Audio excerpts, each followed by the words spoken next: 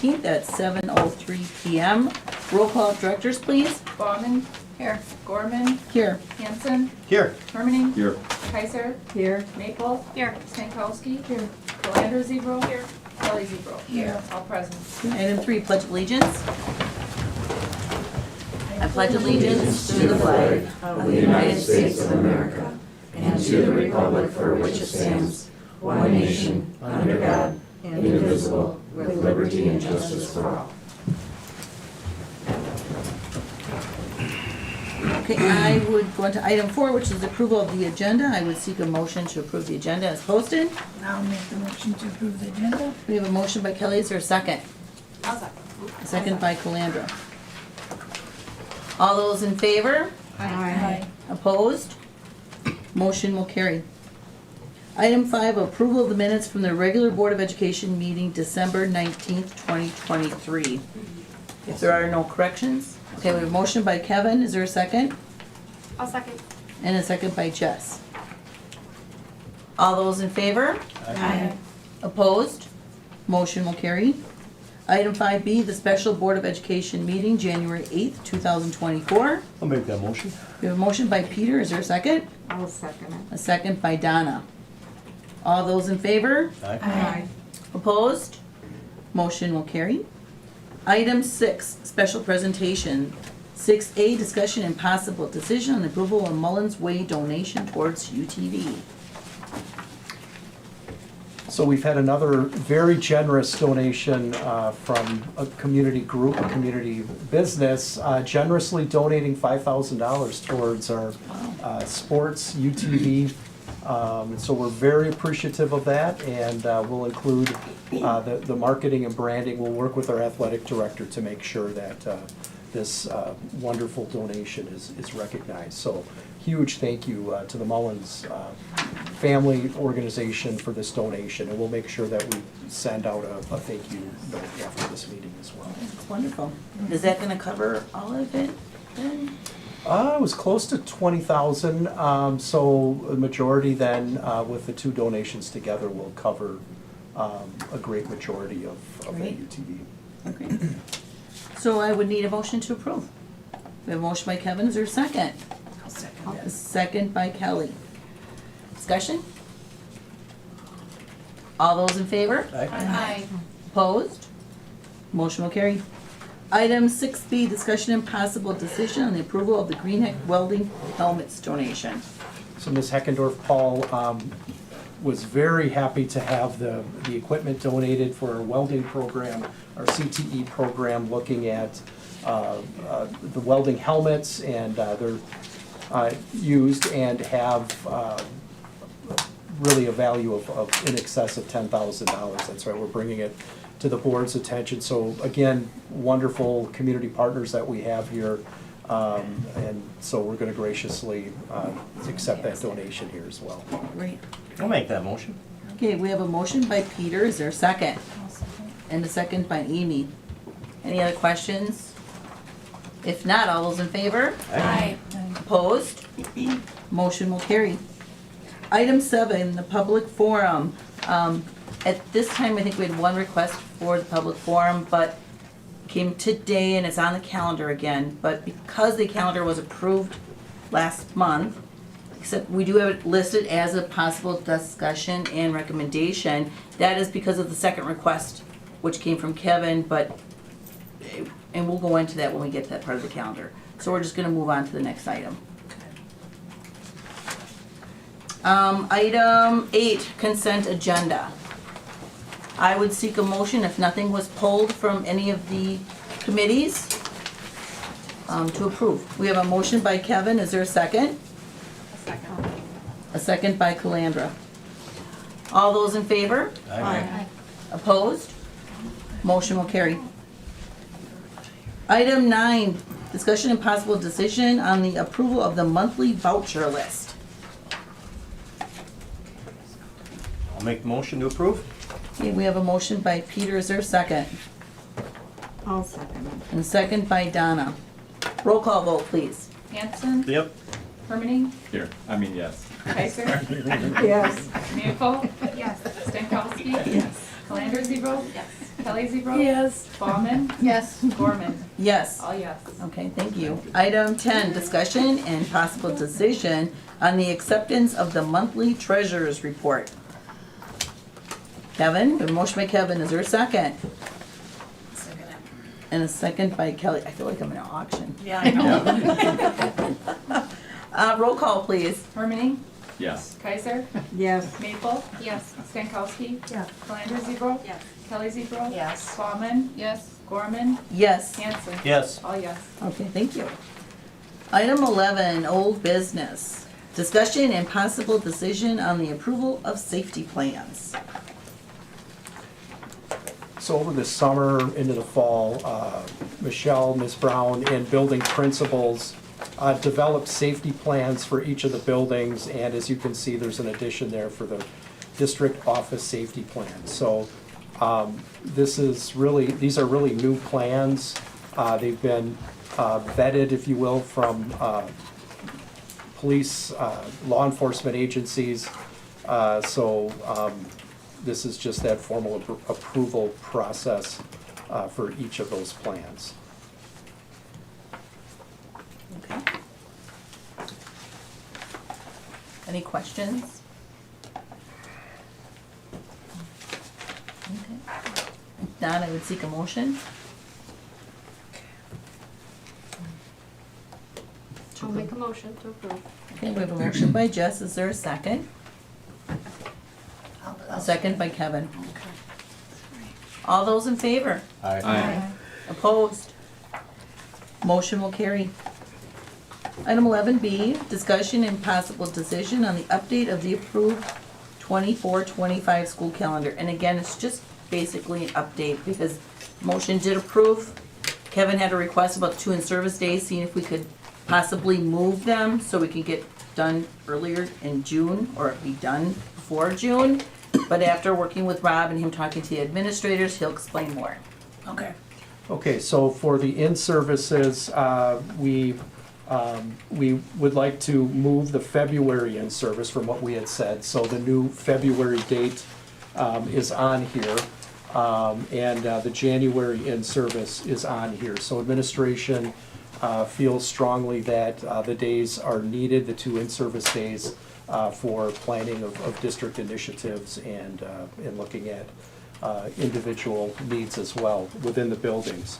Looking at this, an update here on the calendar, all of the days are identified on here. If you look at August, notice that August 23rd is no longer a teacher contract day. The time is on the calendar, however, so for the 23rd, that was taken off as a contract day. And on the dates of October 9th, the 29th, April 16th, and June 4th, making that a full day for teachers for work day. Those are 4 2-hour blocks that add up, if you will, to that 8 hours of work time. In September, that stays the same. October, it stays the same. November, we're looking at having not the full week off, but having school, both staff and students here on the 25th and 26th of November, which then, if you look at June, that basically we don't go as far into June. So it goes, last student day, last day of school would be the 3rd in June, and for the teachers, the last day would be on the 4th of June. So those are the updates. Okay. And again, this, I would take it, we're gonna attach one of these each to the teacher's contract, just like we do with the admin. So Yes. this is showing their contracted days of work. Yes. Any questions for Rob? So, we all got that email, from the MEA, so we're not taking any of their suggestions. No, we didn't. I don't think that's, I think they looked at some of those as well, because some, Good question. So that email that you're referencing was also forwarded to the administration team. The administration team happened to be meeting either that day or the next day. I think I got that email in the evening prior. So we did discuss some of the items that were suggested to us.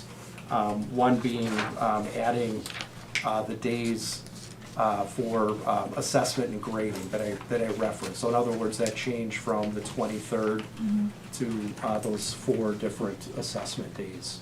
I believe that was on the proposed calendar. So we did discuss the items and looked at them and as an administration, came up with the updates that I did mention here this evening. Okay, thank you. You're welcome.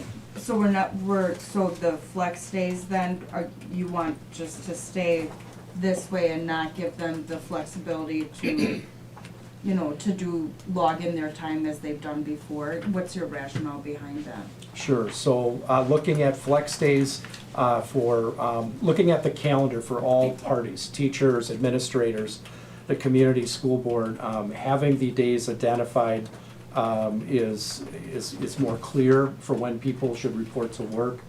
And similar to rationale that I gave at the last month's meeting, looking at principals having the authority to work with their staffs to have school improvement efforts. So principals have some flexibility, some autonomy in terms of directing their teaching staff in working. So that will be discussed in more detail with the instructional leadership team on the parameters of what that is, so we're consistent across each of the 3 buildings. But if you put it on this, if you put it like this, I mean, then the administrators would have to adhere to this if we approve this calendar, right? So they really wouldn't have too much sway in that, if this is what we're going to agree to.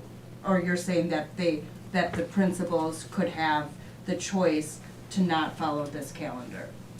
I would say that I'm looking for, from the board, some flexibility for principals to have that discretion for work days.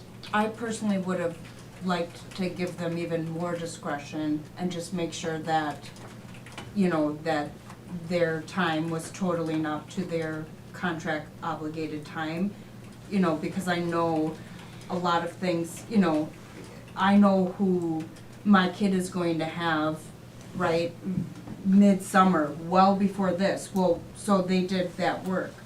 Why, that's not going to count if they're starting, you know, here, you know, that time should have been accounted for, you know, while it's the teacher's place who's going to be in whose class, or things like that. So to me, I'm not in favor of this.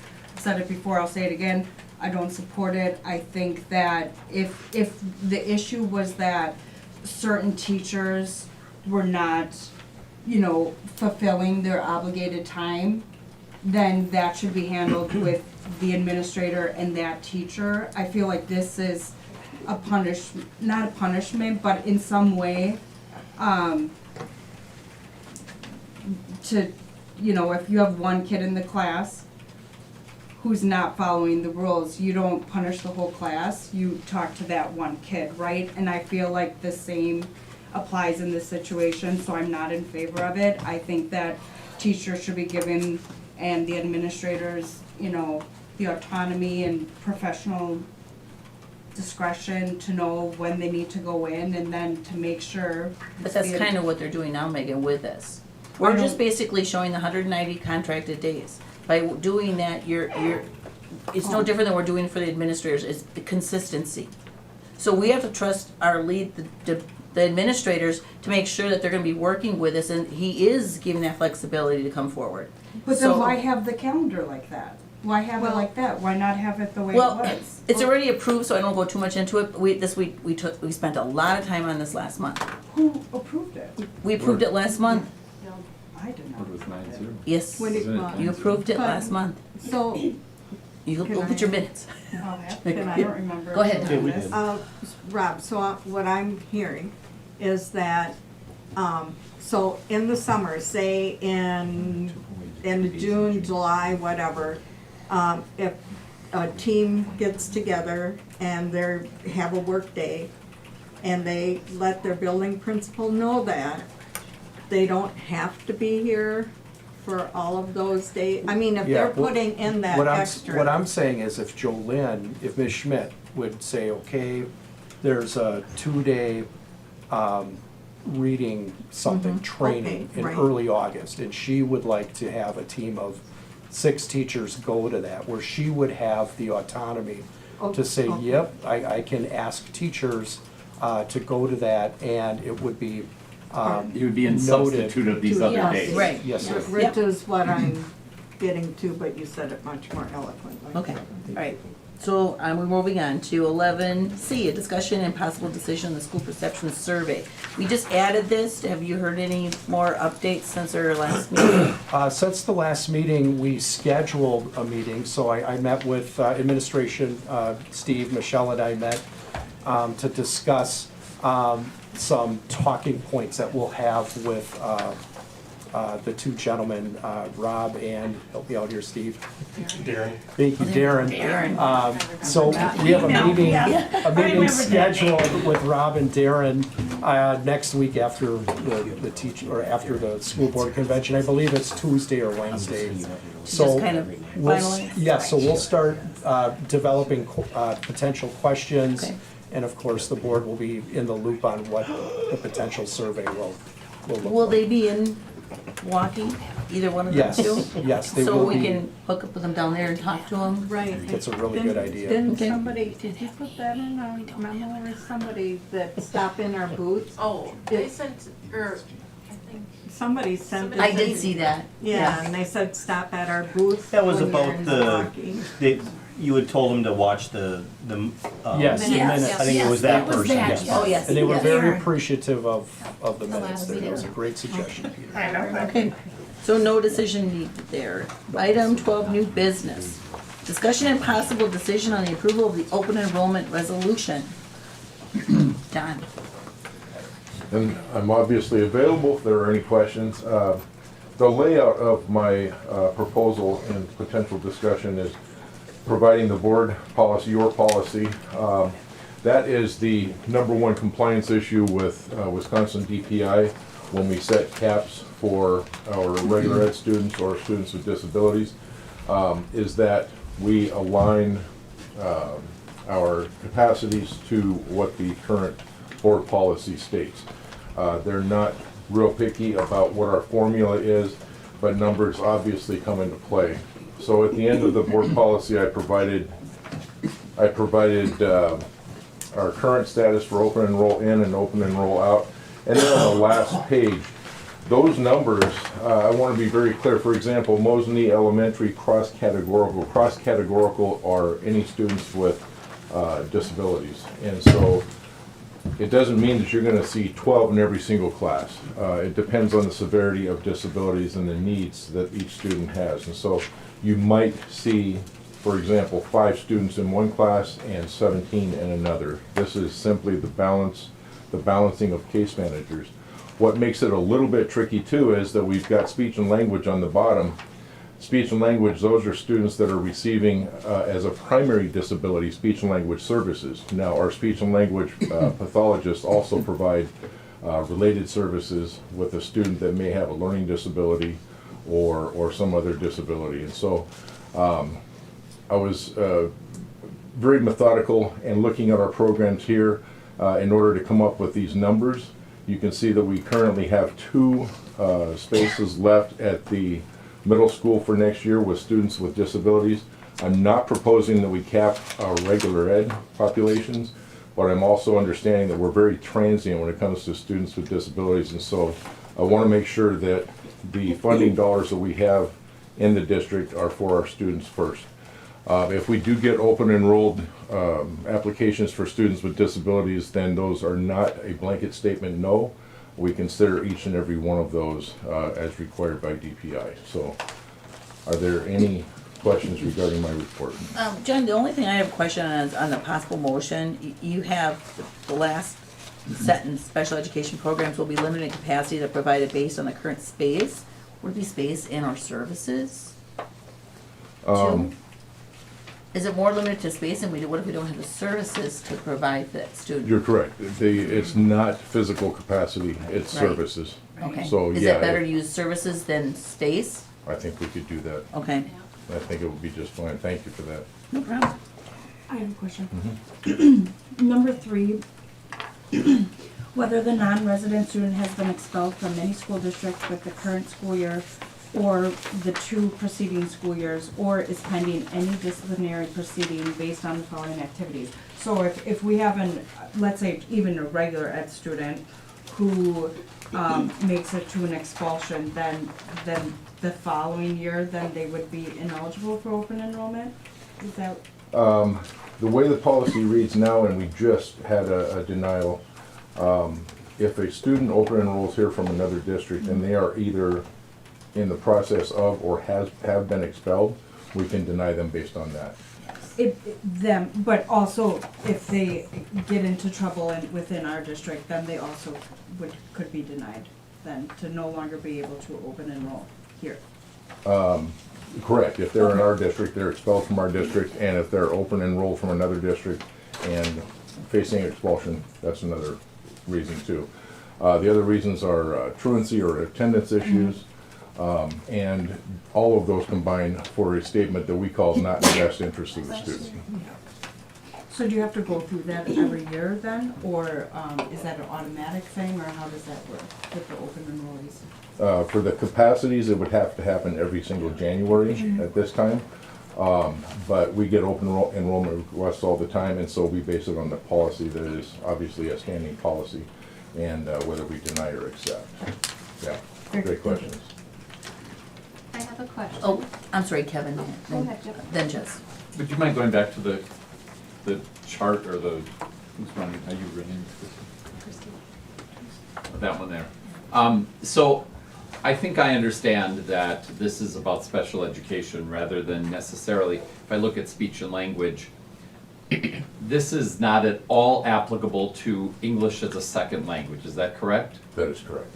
So is there a point at which, as we have seen, I think there are 6 or 8, somewhere in that number, of brand new students who are completely non-English speakers in our district, which requires us to have additional services provided, some of which are provided by CISA and whatever else we're all doing, and UW maybe. Would that potentially cause a limitation in this, as far as availability of service, being able to provide certain services? Not the way this is written, because Okay. those students, English as a second language would be under regular education. And Okay. so, based on what I've written now, I'm recommending that we don't cap regular education. Could we cap, if we did not offer the service, we could cap those students who speak no English. I was asking more for clarity, not necessarily to seek to potentially cap regular services. Sure. So, thank you. Okay. Jess? My question was that almost exactly, but in addition, what are we currently doing for those students who don't speak English as their first language? How are we working through that? I know a large part of that is immersion, and then Rob is the curriculum as well. So I could comment on that. So we have, thank you, board, for supporting this last year. We have not only a point person, Michelle De Leon, who is in charge of the individual student plans, but we have an assistant teacher, if you will, help to implement those plans. So Michelle is very good at advocating for resources that we need. For example, this past week we had 2 or 3 new ELL students, and so right away Michelle contacted me, okay, we need additional resources to support this family. So there is communication with that, and we continue to look at the immersion and look at different programs to help them be successful. So is it just programs, or do you know, can you elaborate on what that looks like? I mean, are they assigned a staff person to help them through that? Are they using apps on their phone? What does that look like? Yeah, so it's a variety of things. So for some of the students, it may be working on a regular basis with that assistant. It could be Michelle working with a grade level teacher to look at like a certain plan. It could be Rosetta Stone, the resource, and so there's very limited dollars that the state has to support us. It's such a small pool of money that Mosinee, like many districts, we work together with CISA, so those dollars go further. So there's also some conversations going on with RVA, where they gave their annual report to me a week ago, and the director there is going to talk with our instructional leadership team on perhaps even more supports that could be provided or assisted with EL students. So what I'm hearing you say is it's not categorized as special education at all. Correct. But it's under curriculum, and the majority of the funding and resources are coming from our district, but we're trying to partner with CISA and RVA or wherever else we can to assist these students coming in. Yes, and we have in the past reached out to universities as well, so. Thank you for and- clarifying. Yep, and it's very fluid, so one year, next year we could get an influx of EL students, and that could be, we're on our district priority list that rises to a higher level. So there's an ebb and flow with EL students being a little bit transient as well, moving into a community and then moving out. But it's definitely, EL falls under regular Fund 10, if you will, versus special education fund. Kevin? I'll make a motion to approve the resolution as presented with the editorial correction in the last sentence Okay, to change the word space to services. okay. So a motion by Kevin, is there a second? I'll second. And then a second by Donna. Any other questions? If not, all those in favor? Aye. Opposed? Motion will carry. Thank you, John. Thank you. Thank you. Item 13, other reports. 13A, WASB. Kelly. Well, we have the convention starting tomorrow. We have 3 conventions. There's a few of us going to that. We will, once we sign in, we will get our itinerary for the couple days we're there. And I will just bring up in February, February 29th, at the Hilton Appleton Paper Valley, there is a school law conference. So I don't know exactly when we have to let you know. Cutoff is by February 7th. So, I have a couple that I registered. okay, all right, Okay. okay, all right. So, other than that, that's all I have. Okay, great. Item 13B, CISA 9, Donna. On the CISA 9 report, the administrator always shares celebrations, which I think, and I don't think I mentioned that before, but it's kind of a nice thing that he celebrates the things that are happening in the school districts within the CISA 9 consortium. And anyway, so Wausau School District, and I think we all heard about it, they opened a new environmental learning center. And so they were recognized for doing that. And then some of our alumni who are working at CISA 9 also have been, applauded for some of the conferences and the tools and things that they're doing for CISA 9. Let's see. Oh, and board members, you're invited to attend the CISA 9 booth at the convention. And apparently I could go to breakfast, but I haven't figured that out yet. Anyway, and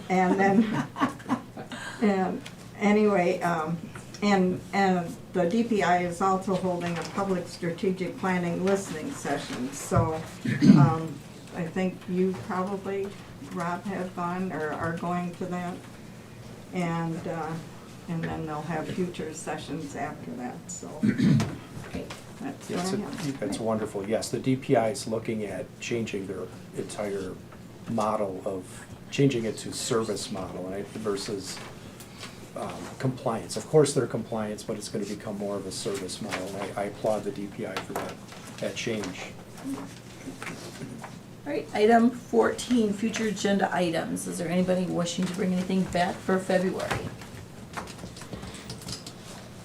Kevin? I don't know that it has to be for February. In fact, I don't think it should. I brought up an issue in the instructional programs committee as it relates to our athletic programs, the number of sports, the sports we actually have. What should we be focused on having and what might be the dream list of the district, especially as we've begun having conversations about prospective referenda. You know, what should we be thinking about if we want to truly be the district of choice? And the conversation was, is it a curriculum issue? Is it a district issue? I'm sorry, the entire board, and it's, Well, it's gonna hit almost every committee, so I would think, right. right, it would be as a So, whole. And it started because we had, we got a physical education presentation, which started the whole conversation, and we had request, why don't they start, you know, sending that data and working through their chain of command to get it up to us, and then really all of us can hear about that, because it's gonna be one of those communication tools that we need to share with the public as we move forward. and my thought was, when we had the presentation about the wrestling mezzanine conversation, for Yes. example, is that what we want to focus on, or is there something new or additional? I Right. should say something more with what we already do, or is there something different and additional that we as a board and a district and a community ought to be thinking about? Well, you could tie in the NCA, Yeah, no, I totally agree. all of that, Yep. okay. So I don't know exactly how to craft the agenda issue, but, I mean, I've got some thoughts about it, but that's, Well, I'll have it on. we could talk about. Okay. Anybody else? Okay. Item 15, movement into closed executive session. The board will go into closed executive session pursuant to section 19.85, paren 1, paren C, and paren F of the Wisconsin statutes for the purpose of discussing performance evaluation data. So I would seek a motion. I'll make the motion. We have a motion by Kelly, is there a second? I'll second. A second by Amy. Roll call, please. Kelly Zebro, Yes. Bauman, yes. Gorman, Yes? Hanson. Yes. Hermaning, Yes. Kaiser, Yes. Maple. Yes. Stankowski. Yes. Calendar Zebro. All yes. Okay, we are enclosed. Take 5 minutes, 10 minutes?